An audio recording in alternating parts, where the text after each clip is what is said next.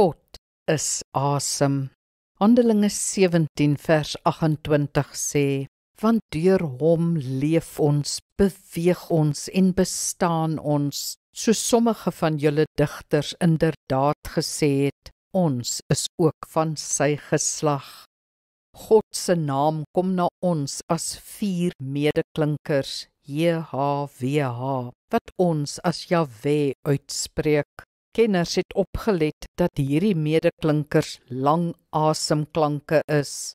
Dit, gekoppel aan die feit dat die Hebreëse woord is, teruggaan na die woord asem, laat sommige sê dat God se naam klanknabootsend is. Dit klink soos asemhaling.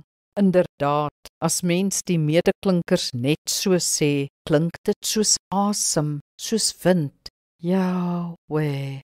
Probeer dit. Vir sommige is dit baie gepas. Dan is God se naam nie net 'n naam nie, maar die feit dat ons in hom bestaan, in hom lewe. Dan beteken dit dat elke asemteug God se naam sê, dat elke baba hom noem as hy sy eerste asemteug neem, dat elke sterwende Jahwe sê as sy allerlaaste daad, dat elke asemteug Jahwe loof. Kom ons bid saam.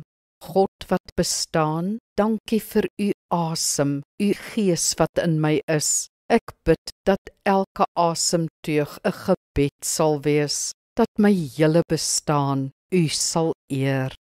Amen. Die Here seën jou.